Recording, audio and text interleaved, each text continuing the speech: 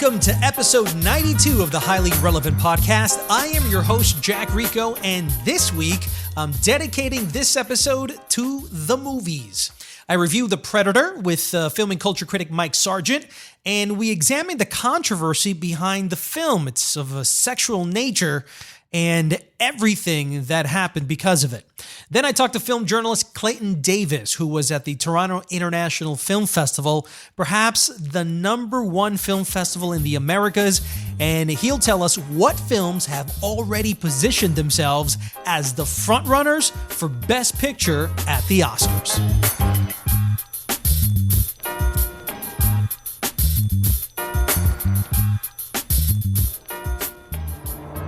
Do you know what my job description is? I'm in acquisitions. I look up and I catch what falls out of the sky.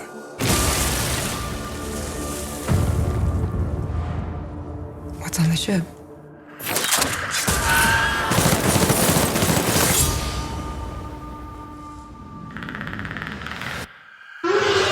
As you know, 80s reboots are back with a vengeance, and this week's release of The Predator is a great example of that. It's had a bit of a topsy-turvy outing so far regarding a controversy of a sexual nature that has gotten a lot of ink in the trades, has to do with Olivia Munn.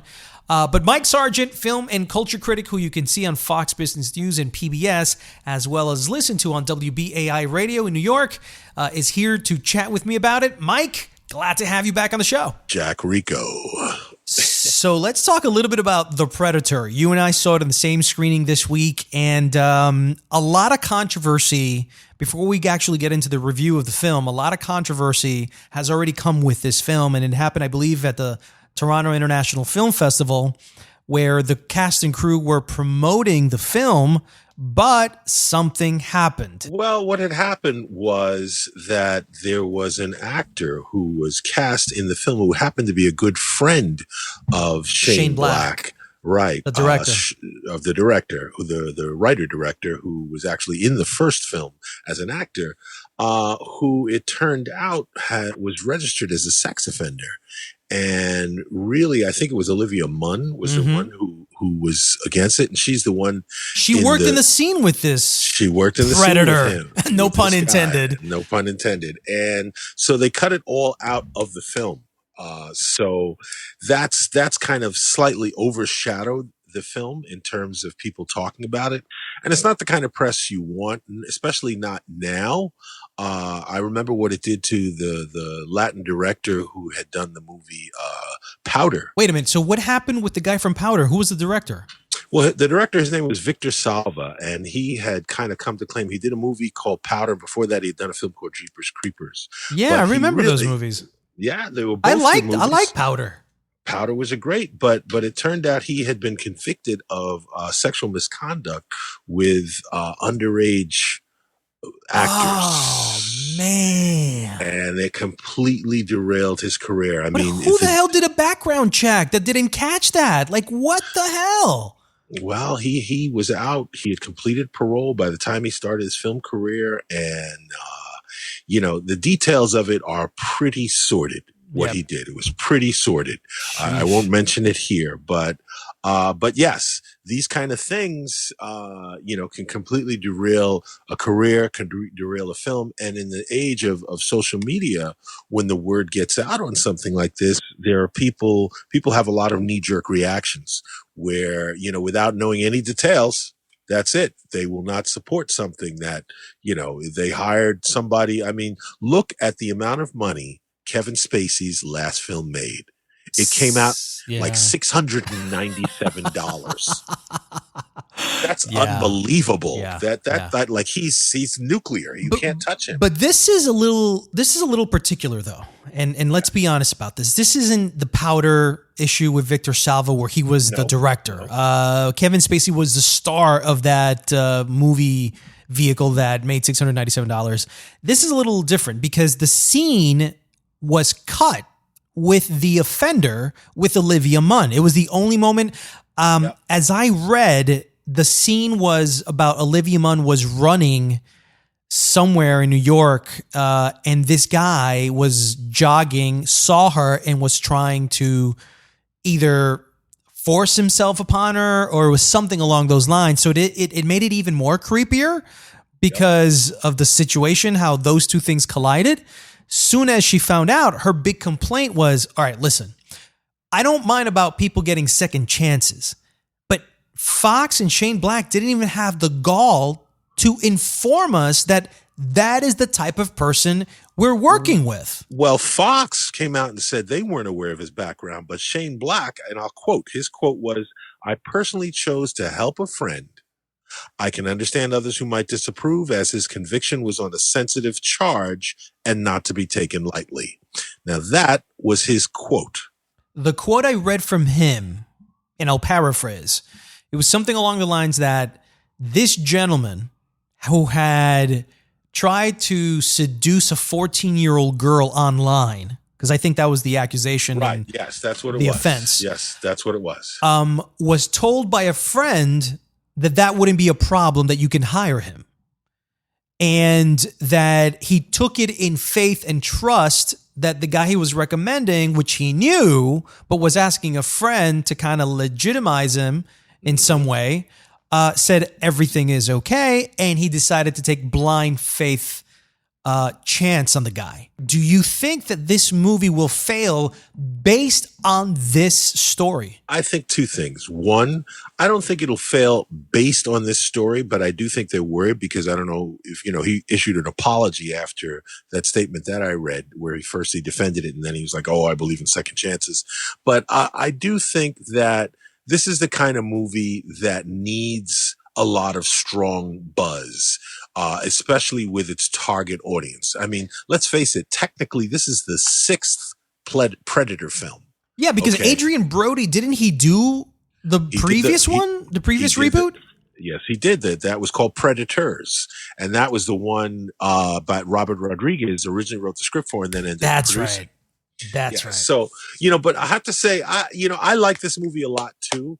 And since we're on your show, I just want to point out that the Predator series, since the first film, has always had strong Black and Latino characters as part of the cast. That is true. The first film had Kevin Peter Hall, Carl Weathers, Elpidia Carrillo, Bill Duke, and Richard Chavez. Mm-hmm. So there's always that balance. The second one had Danny Glover, Ruben Blades, and Maria Conchita Alonso. Right. Okay. And then Kevin Peter Hall. Then we had Robert Rodriguez puts Alice Braga and Lawrence Fishburne. Aliens vs. Predator with Sanaa Lathan. I remember that. That's right. And then the last one, Aliens vs. Predator Requiem, had John Ortiz and Stephen Pasquale. Yeah, so essentially this the DNA of the Predator is for an urban audience. Yeah, I was just going to say, that was my point. It's for an urban audience. And the question is, will they care about that? That's really the question. Can I be honest with you? Yes. Yeah, I know what you're going to say. Socially speaking, and I'm just being honest here, I don't think they give two hoots, man. If you see it, are you quote unquote supporting the film? But I mean, it's a minor role, minor character, minor casting. They cut the scene, Mike.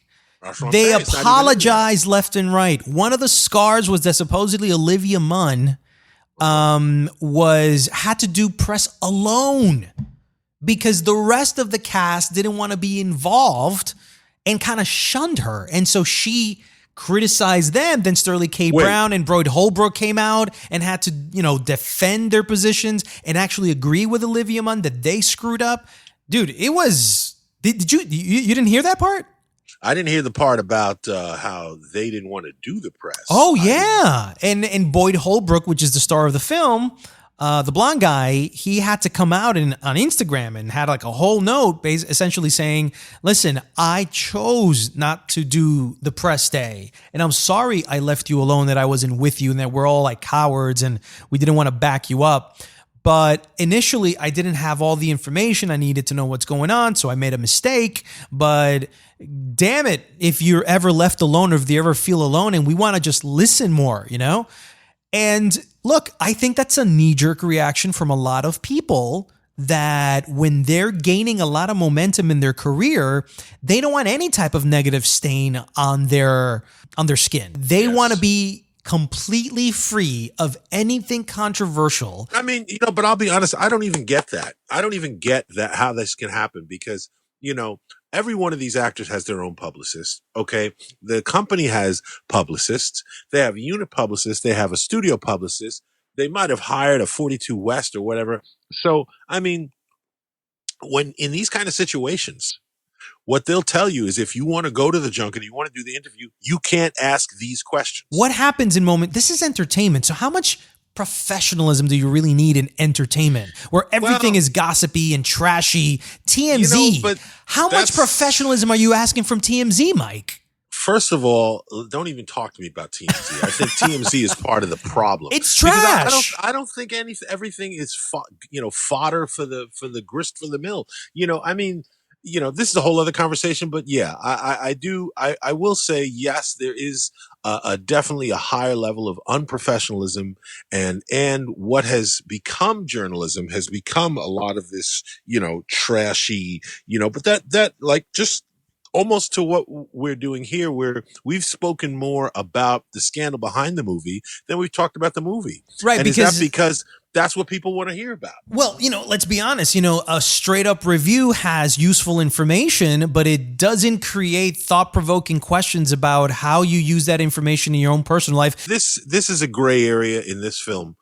Situation and with the casting of this guy. But I honestly think that, very often a lot of journalists and I understand why they have to do it, quote unquote journalists. And you go on YouTube, you can see famous walkouts, where, Robert Downey Jr. Robert Downey Jr. Right. Where people are, they're there to promote Iron Man. The guy's asking, well, you used to screw up your life now and you're not fucked up now. How is it feel? It's like, why are we talking about this? And I agree. That's not that. I'm sorry. This gotcha journalism. Right. I'm not a fan. So listen, before we have to get, I know you have to get out of here. Let's do the review. Yeah, let's do the review. Yes. Okay. All right. So this to me, here's how I would describe The Predator. It's a hybrid between the A-Team. Remember the A-Team from the NBC show that ended up having Liam Neeson in the movie version? Take those 5 guys, including Mr. T, and put them in The Predator. That's what you got. It's A-Team meets The Predator. Cool. Well, there are a number of things that were nods to the first 3 films in the True Predator series. And I agree with you. And it's funny you say the A-Team, because if that's true, then Olivia Munn is sort of the character that George Peppard used to play. But, I did think that A-Team was firmly planted in the 80s. And I feel that this film was firmly planted. It really had one foot firmly in the 80s. And Shane Black is from that time. That's when he hit big with Lethal Weapon and Last Boy Scout and all those films that he was making at the time. And he's someone who has clearly grown as a writer, but he's retained, what was fun about adult action films, R-rated action films of the 80s, because they don't really do them like that anymore. It's like a big deal when an R-rated action film makes money or actually comes out, because they're just not really done that much anymore. But I do feel that on one hand, Shane Black was smart. He's got an A story. He's got a B story. He's got a C story. They intersect. And he knows he writes great dialogue. There's lots of fun one-liners and all the characters are well drawn. You know who all these people are, like you said, like the A-Team. And they're a band of misfits who have to come together. But every single time that you think it starts to transcend the genre, it really jumps and dives right back into its B-movie regresses roots. Into its B-movie roots. B-movie roots, and it becomes, sort of silly. But that being said, it's complete and utter fun. It's very entertaining. It's a lot of fun. I personally was not a huge fan of The Predator. I thought it was what it was. It was a well-done B-movie, but, nothing great. I do like the fact that they've kept, the original guy was like 7'2" who played the Predator. Is this black actor named Kevin Peter Hall, and the guy who plays him now is another black actor who also was the stunt man for Black Panther. His name is Brian Prince, and he's 6'10", and he's a parkour athlete. So it was kind of fun because when you see the Predator walk, he's got like a swagger. That like, black swagger, dude, bro. That black swagger. They always that had big it. daddy black swagger, bro. Dreadlocks. So even the dog had dreadlocks in this. A Jamaican predator man. Listen, I kill you.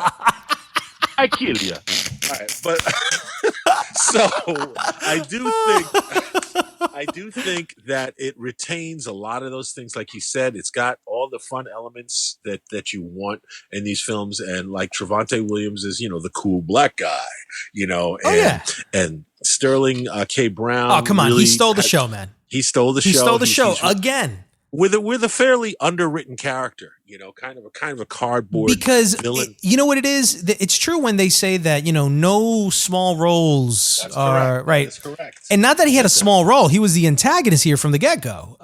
Listen, all I got to say is Alfred Molina. Okay. Okay. That's master at the small parts. Exactly. Who would have thought that the actor from the beginning of Raiders of the Lost Ark would be Alfred Molina? I know. The first act of the film, what's really works about the first act of the film for me is within 3 minutes, I was sitting in front of somebody who, another colleague had said, hey, and he brought this young person who had never seen any of the Predator films. And you don't have to see, I want to make that clear, you don't have to see any of the other Predator films to enjoy this one. Yeah, this is a Square origin reboot. It is, but it stays within canon. It acknowledges the first three films. Like there's a scene, and I don't want to give it away, where we see some of the tech from the first three films. That's right, in the little museum area. Little museum. There's a little Predator museum in there, and it's like Predator 1, Predator 2, Predator 3. Those are the winks to the originals. Overall, the Predator, this new Predator that comes out this Friday, is not the best of the canon, in my opinion. I still think the Schwarzenegger one is the best one. It holds up very well to me. I just saw it maybe about a year ago, and I was like, I had as much fun as I did in the theaters. Well, I like the Sanaa Lathan one, I have to say. I really that surprised me because I went in expecting crap, because Predator 2 was crap. By the way, Keegan-Michael Key supposedly is my doppelganger. Oh, yeah. Well, you're sort of like a better-looking version of Keegan-Michael Key. Oh my God, dude. I walked into the Today Show a few months ago, and I'm walking in, and the stage manager just walks up to me. He's like, I got to tell you, you look just like Keegan-Michael Key. And I was like, really? He goes like, yo, you guys are spitting images of each other, especially with the beards. And I said, that beard is new on him, man. So if anything, he's copping my ass. Listen, and my prediction is within the next 12 months, you will meet him and take that picture together. That would be a lot of fun. By the way, before I let you go, I wanted to get your sort of thoughts really quick on this incredible story that came out in the trades today about Henry Cavill, Superman, how he is no longer going to be wearing the red cape. He has either quit or got fired from being Superman. I don't know which one it is. No comments has been made by anybody. And I'm a little shocked and saddened by this. Dude, this is Superman for this new generation. Any thoughts on this? Is this going to affect DC once again? I have three thoughts on this. One, I really did like Cavill. I thought he was a perfect Superman. I mean, he looks like Superman. He's got the square jaw. I think he's been the closest to what I picture Superman being like since, the original Superman, Chris Reeve. So I liked him.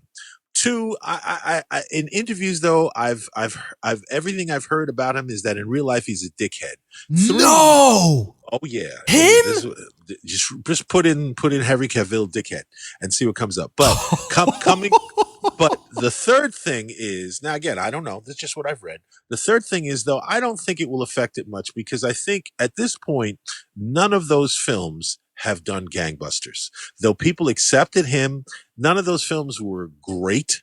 None of those films were redefining Superman. Okay, just like I like Ben Affleck as Batman, and he's out now. And so no more, they're not literally wiping the slate clean, okay? But I think that with this new Supergirl movie, they're going in a younger direction. Supergirl takes place in the 80s, so, Superman would have been a baby then. Mike, thank you so much for being on the show. You can catch Mike on WBAI Radio, PBS, and Fox Business News. Thanks, Mike. All right, man.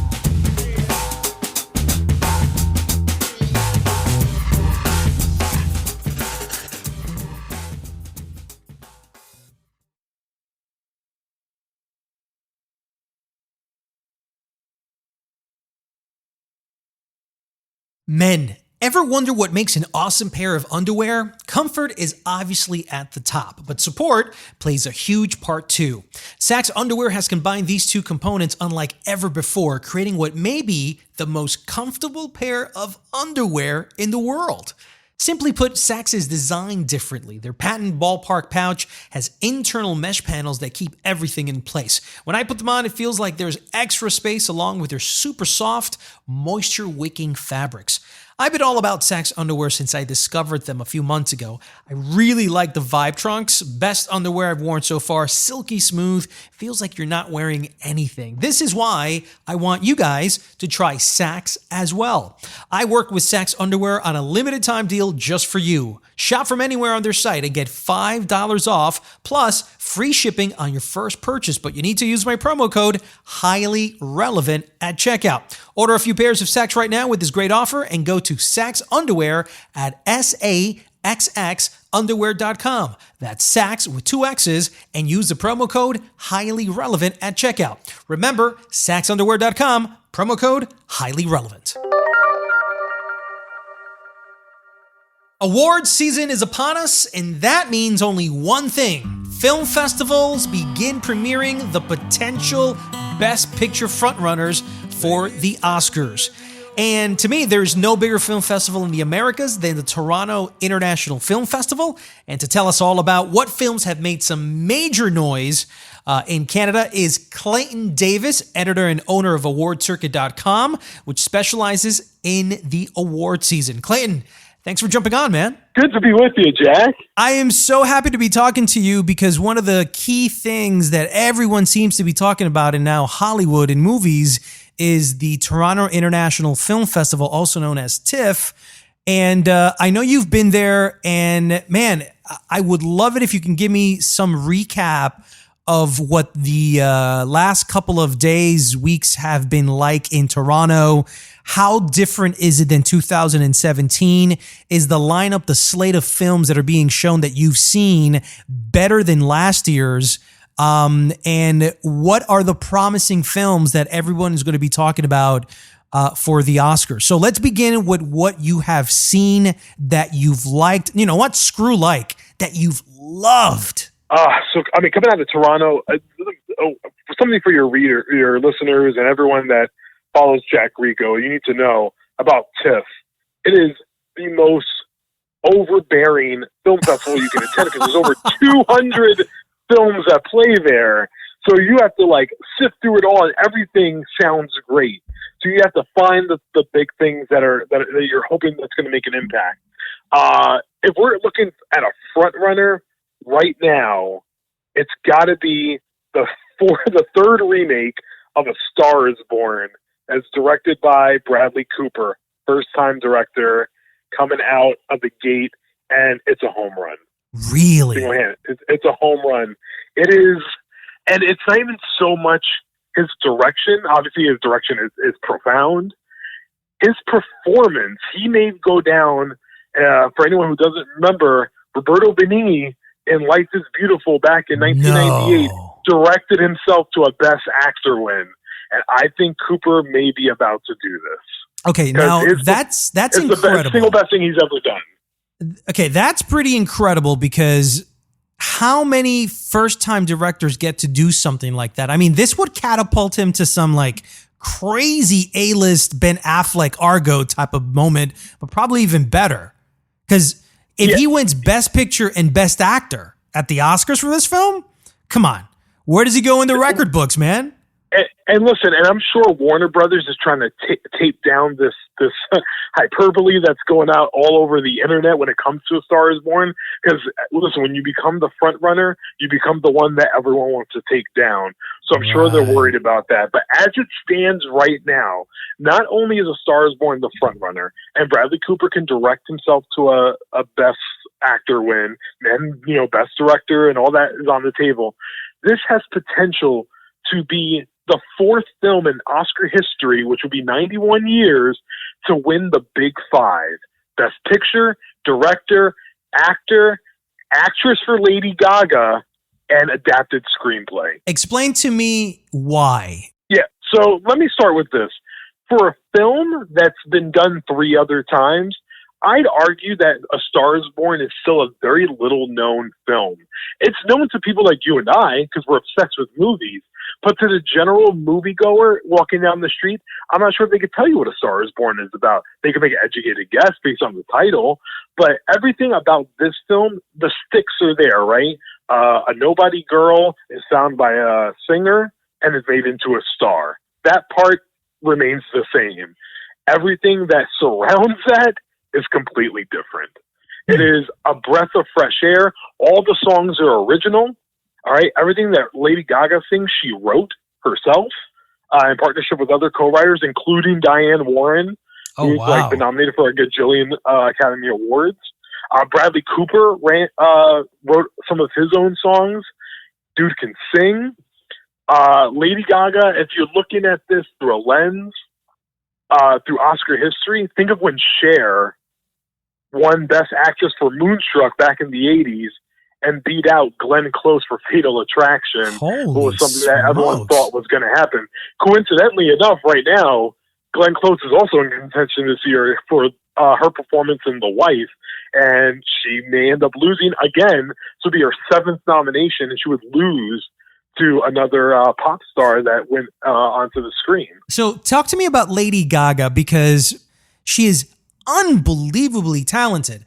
How good is her performance here? And is it worth all the hype it's getting already? So I will say this. She is at an advantage already because Homegirl can sing, right? Like, half her performance is singing and emoting what's going on in those numbers.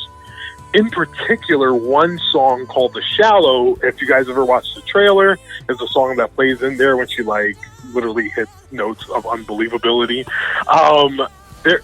In particular, when she sings The Shallow, it is perhaps one of the single best musical moments caught on film in the last 25 years. Damn.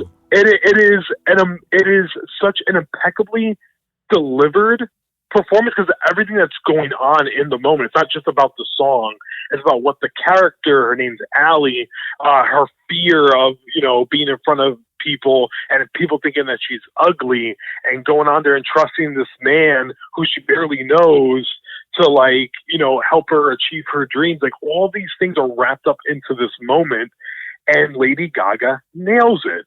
All right. Wow. So based on voice, it's there. Half the performance is there. When she has to act, she does an amazing job. She's I'd argue there's a trick we call in the awards community. I'm sure you know it, Jack. When we say girls or women deglam themselves for a role, right? Like the Charlize Theron monster. Yeah. Uh-huh. It's a glam role. Like, she is shred of her Gaga-ness and then builds up this brand new person that we're getting to know and love on screen. And she hits all the Oscar bait tropes, right? Like, she does nudity. You're going to see Lady Gaga naked on screen. There's a sweet, lovable, likable character. Like, all these things check off the boxes. Wow. I'm not saying she wins, but she's going to contend. And it's a very worthy performance to go the distance. There's still a lot of more movies to go. Is there anything else that caught your attention? Yep, here comes movie number 2, which I'm going to see tonight. First Man from Damien Chazelle. Neil, if this flight is successful, you'll go down in history. What kind of thoughts do you have about that? We're planning on the flight being successful. It'll go up like a half-kiloton A-bomb if it blows. The vehicle's not safe.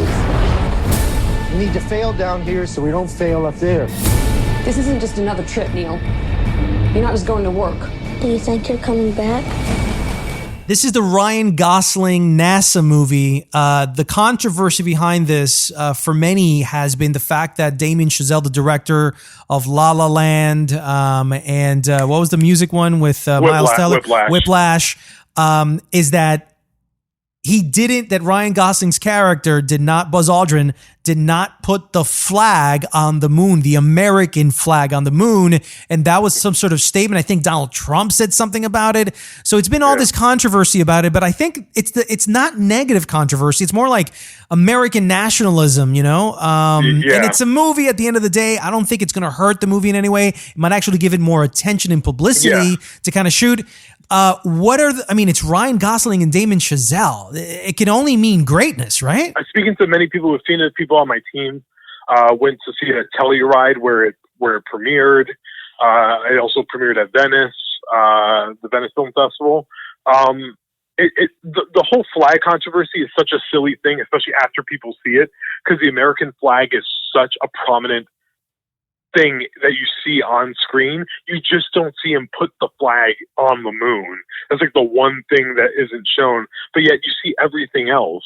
So it's a little weird thing. But other than that, the film is going to be a technical marvel, right? If you look at past films like Gravity, Life of Pi, films that have run the gauntlet in technical categories, this is going to check off a lot of boxes. It's all of Damien Chazelle's normal technical team, all of which have won Academy Awards before, like his sound team, film editors. He's working with Linus Sandgren, who is a great cinematographer, won the cinematography Oscar for La La Land.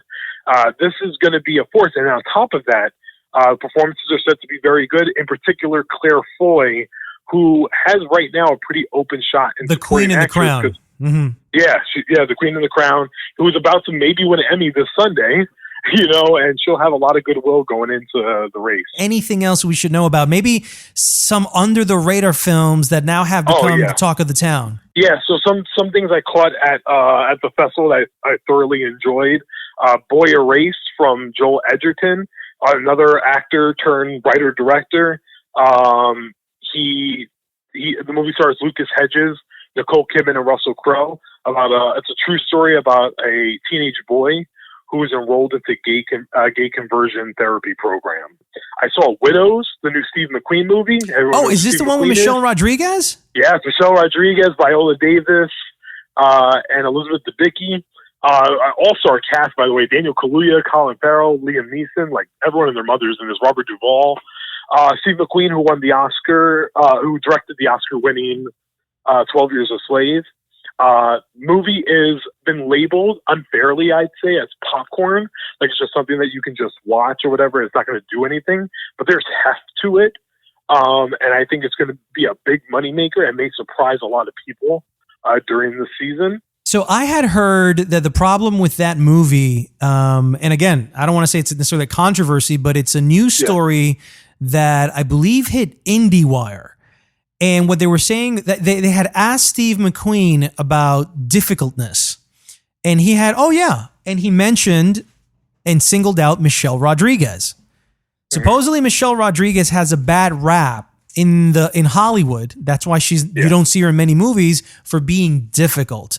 And he's like, interesting, because that's what they've been saying about me for a very long time. A black man, who asks too many questions is being difficult. But when a white man does it, he's just being passionate.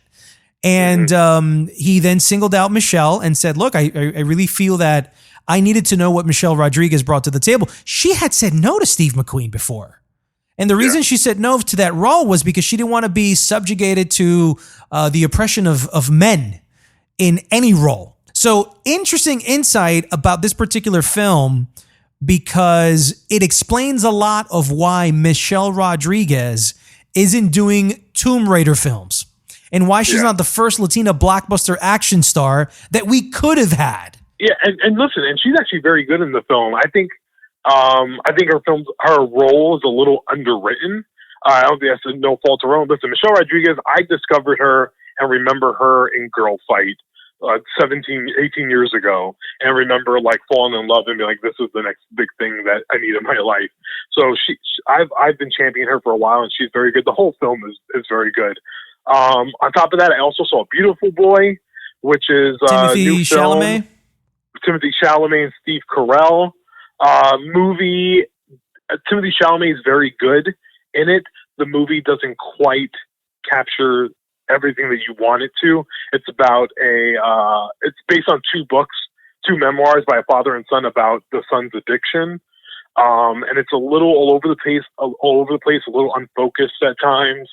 Chalamet, who got an Oscar nomination for Call Me By Your Name last year, is very good and probably will get another Oscar nomination again this year. But one of the coolest things I did at TIFF, and it's not all about awards, which is why TIFF is such a great festival, I attended the world's premiere of Halloween.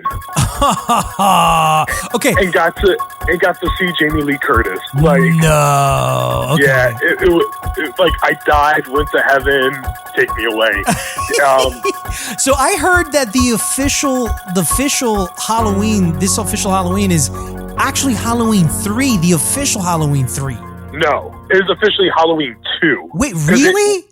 Yes, it retcons everything after Halloween 1. So the hospital Halloween 2 never happened. Wow. Okay, because I had heard that they scrapped part 3, and this follows the perfect lineage between 1, 2, and 3 40 years later. So they're literally dismissing and ignoring every other Halloween that even Rob Zombie did, all of those. All that does not exist in this Halloween universe. But listen, this is one of the great things about festivals. You go, you see it with it was a Midnight Madness. It was at midnight. There were just like hardcore Halloween fans screaming and cheering when the credits were rolling, and they were just saying names like Mustafa Akkad and John Carpenter and Jamie Lee Curtis. They were cheering. It was tons of fun. It will make tons of money. Danny McBride was there, who co-wrote it with David Gordon Green, who was also there. I mean, it was just a great time. Out of all the Halloween movies that they've put out that haven't worked, why is this one so buzzy? I think when it comes to horror, we're so compelled by Michael Myers because he's trying to kill his sister relentlessly for no reason. Like, we have no idea why he wants to kill her. And it's a mystery that's plagued it for like 40 years. And it keeps us coming back. And he's also a gruesome serial killer, right? Very much. Yeah. But for Michael Myers, it's a little deeper than that, because there is this, it's almost like this sick love story between him and his sister. And for 40 years, we've been watching him chase her, even though, like, and listen, we've seen her die on screen, right? Because they're retconning everything after Halloween 1. She's alive again.